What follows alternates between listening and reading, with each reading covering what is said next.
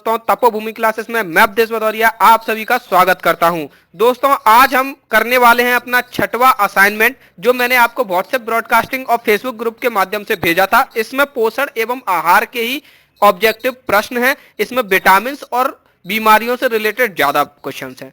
तो सबसे पहले क्वेश्चन से शुरू करते हैं। पेलेग्रा निम्न में से किसकी कमी से होता है?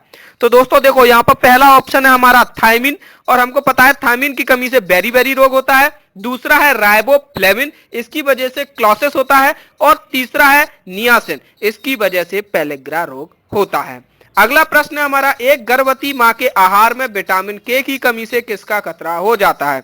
दोस्तों हमको पता है कि विटामिन के की कमी से क्या होता है, रक्त का थक्का जमने में सहायक होता है विटामिन के। और अगर जब रक्त का थक्का नहीं जमेगा तो नवजात में रक्तस्राव होगा, यानी कि जो शिशु होगा उसमें से ब्लडिंग होगी, क्योंकि रक्त का थक्का नहीं जम पा रहा है, विटामिन के की कमी है। इसलिए हमारा सी ऑप्शन सही होगा। बाकी के ऑप्शंस पे भी नजर देखें तो पहला ऑप्शन है कम शारीरिक वजन का शिशु, ये क्या है, कुपोषण की वजह से होता है। अगर माँ संतुलित आहार नहीं ले रही होती है तो कम वजन का बच्चा पैदा होता है। दूसरा है ऑक्सीजन की कमी, ये होती है हीमोग्लोबिन आयरन की कमी की वजह से। अब देखते हैं तीसरा प्रश्न, विटामिन डी की कमी से किस खनिज तत्व की जैविक उपलब्धता में व्यवधान आता है? तो दोस्तों विटामिन डी से रिलेटेड कौन सा खनिज तत्व है? कैल्शियम, जो कि दूध में पाया जाता है। तो यही हमारा आंसर हो जाएगा। अगला प्रश्न है, कोलोकैल्सिफेरॉल किसका रासायनिक नाम है? तो दोस्तों ये पिछले साल पूछा गया था, 2014 की परीक्षा का ये प्रश्न है। इसका नाम ये विटामिन D3 का रासायनिक नाम है। दोस्तों आपको सभी विटामिन जितने भी बी कॉम्प्लेक्स में है, B1, B2, B5, B12, उन सभी के नाम आपको याद कर लेने चाहिए। और विटामिन डी के भी जो दो हैं, D2 और D3, उनके भी आपको नाम याद कर लेने चाहिए, क्योंकि दोस्तों ये इनमें से कोई ना कोई एक नाम आ सकता है पेपर में। अगला है 600 माइक्रोग्राम रेटिनॉल कितने माइक्रोग्राम बीटा कैरोटीन के समान है? दोस्तों ये भी पिछली बार पूछा गया था। 1 माइक्रोग्राम रेटिनॉल हमको पता है 8 माइक्रोग्राम बीटा कैरोटीन के बराबर होता है। तो 600 माइक्रोग्राम रेटिनॉल 600 गुणा 8 यानी 48 यानी 4800 माइक्रोग्राम बीटा कैरोटीन के बराबर होगा, जो कि चौथा ऑप्शन है। अगला प्रश्न है, मैग्लोब्लास्टिक प्रकार की रक्त अल्पता मुख्य रूप से किसकी कमी से होती है? तो दोस्तों ये एक बीमारी है मैग्लोब्लास्टिक, ये भी एक तरीके से जब खून की कमी होती है, लेकिन उसी में एक टाइप है जो कि विटामिन B12 और फॉलिक एसिड इनकी कमी की वजह से होती है। और दोस्तों अपन को पता है कि आयरन और फॉलिक एसिड की पूर्ति के लिए गर्भवती महिलाओं को कुछ गोलियां दी जाती थी, तो वहीं उसी से रिलेटेड ये प्रश्न है। अगला है, प्राणिज आधार खाद्य पदार्थों में बी समूह का निम्नलिखित में से कौन सा विटामिन प्राप्त किया जाता है? यानी जो बी कॉम्प्लेक्स है, बी में बहुत सारे विटामिन हैं, B1, B2, B6, B12 वगैरह वगैरह। तो उन्हीं में जो नॉनवेज हम खाते हैं, नॉनवेज होता है प्राणिज आधार खाद्य पदार्थ, इनमें बी समूह का कौन सा विटामिन होता है? B1 होता है, B2 होता है, कौन सा होता है, ये पूछा है क्वेश्चन में। तो दोस्तों इनमें होता है B12, जिसका रासायनिक नाम है साइनोकोबालमिन। ठीक है दोस्तों, पेरिडॉक्सिन ने B6 है, फॉलिक एसिड होता ही नहीं है बी में, थायमिन ये अलग चीज है। अब देखते हैं अगला प्रश्न, विटामिन ए की कमी के क्या परिणाम होंगे? तो दोस्तों हमको पता है विटामिन ए की वजह से रतौंधी होता है की कमी की वजह से, जिसमें रात को हमको दिखाई नहीं देता, दिन में दिखाई देता है। अगला है, अंडे की जर्दी निम्नलिखित में से किस पोषक तत्व में प्रचुर मात्रा में पाई जाती है? तो दोस्तों अंडे की जर्दी बायोटिन में पाया जाता है। डायरेक्ट क्वेश्चन है, आप इसको यहीं से डायरेक्ट याद कर लीजिए, काफी एग्जाम्स में पूछा गया है। अगला प्रश्न है, निम्नलिखित में से कौन सा ऐसा विटामिन है जो सह एंजाइम की भूमिका नहीं निभाता? तो दोस्तों विटामिन बी कॉम्प्लेक्स में जितने भी विटामिन है वो सभी सह एंजाइम की भूमिका निभाते हैं। और यहाँ पर एस्कॉर्बिक एसिड दिया गया है। एस्कॉर्बिक एसिड किसका रासायनिक नाम है? विटामिन सी का, इसलिए यही हमारा आंसर हो जाएगा। विटामिन सी ऐसा विटामिन है जो सह एंजाइम की भूमिका नहीं निभाता। बाकी के जो ऑप्शन है वे विटामिन बी कॉम्प्लेक्स के ऑप्शन है, तो वो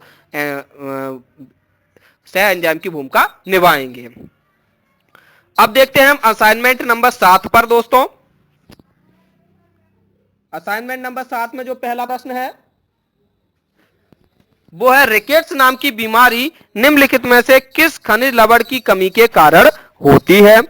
तो देखिए सबसे पहला दिया है आयरन, फिर दिया है कैल्शियम, पोटेशियम, सोडियम।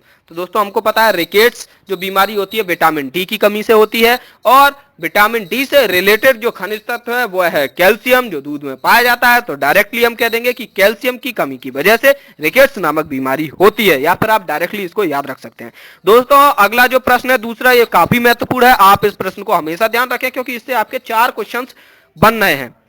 यहां पर एक पहली सूची दी गई है जिसमें बीमारियां लिखी हैं, दूसरी सूची दी है कि किसकी कमी से होती है ये लिखा है, तो ये आपको देखना है। तो दोस्तों इसका आंसर है सी ऑप्शन, यानी कि देखिए ए जो डिमेंशिया बीमारी है वो नियासिन की कमी से होती है, क्रेटिनिज्म है वो आयोडीन की कमी से, कैरेटोमलेशिया है विटामिन ए की वजह से, और हाइपरकैरोटिसिस है वो वसा की वजह से। ठीक है दोस्तों, वसा की अधिकता से हाइपरकैरोटिसिस हो जाता है। तो ये आपको याद रखना है, इन चारों बीमारियों के बारे में आप थोड़ा सा सर्च कर लें और याद रखें।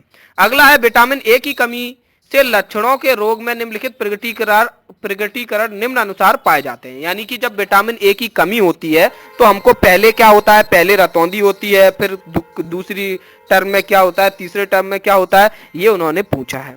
ठीक है, जैसे ही विटामिन ए की कमी होती जाती है, विटामिन ए की कमी की जो मात्रा बढ़ती जाती है उस हिसाब से कौन कौन सी बीमारियों के लक्षण दिखाई देते हैं ये प्रश्न में पूछा गया है। तो सबसे पहले तो रात्रि अंधता यानी रतौंधी होती है, उसके बाद बाइटॉट का धब्बा बनता है, उसके बाद जीरोप्थेल्मिया, और सबसे अंत में कैरेटोमलेशिया। ये बहुत ही घृणित अवस्था होती है बीमारी की, कैरेटोमलेशिया। ये अपना चौथा ऑप्शन यहाँ पर सही होगा। तो दोस्तों इनके बारे में आप ये देखिए, जीरोप्थेल्मिया के बारे में अभी अगली जो वीडियो आएगी उसमें आपको बताया जाएगा, उसमें कुछ 7-8 बीमारियों के बारे में आपको डिटेल में समझाया जाएगा जो कि काफी महत्वपूर्ण है, उनमें से कम 2 या 3 प्रश्न बन सकते हैं। तो अब देखते हैं चौथा प्रश्न। चौथा है विटामिन सी की कमी से क्या हो जाता है। बहुत ही सिंपल क्वेश्चन है, स्कर्वी रोग हो जाता है, आप सभी को पता है। ठीक है दोस्तों, अगला है किस विटामिन की कमी से रक्त का थक्का नहीं जम पाता। ये हम पहले ही पढ़ चुके हैं कि नवजात शिशु वाला जो प्रश्न हमने पढ़ा था कि वो उसमें जो रक्तस्राव होता है मां में विटामिन के की कमी की वजह से होता है। तो यहाँ पर भी विटामिन के की वजह कमी से रक्त का थक्का नहीं जम पाता और रक्त ब्लडिंग रुकती नहीं है, ये दिक्कत होती है विटामिन के की कमी से। तो दोस्तों ये वीडियो आपको कैसा लगा, ये ऑब्जेक्टिव प्रश्न आपको कैसे लगे, ये आप कमेंट बॉक्स में हमें जरूर बताइए। और जो लोग भी कोऑपरेटिव बैंक्स के लिए जिन्होंने फॉर्म भरा है वो लोग प्लीज कमेंट कीजिए, क्या हमको उसके लिए क्लासेस चालू करनी चाहिए या नहीं। धन्यवाद, जय माता दी।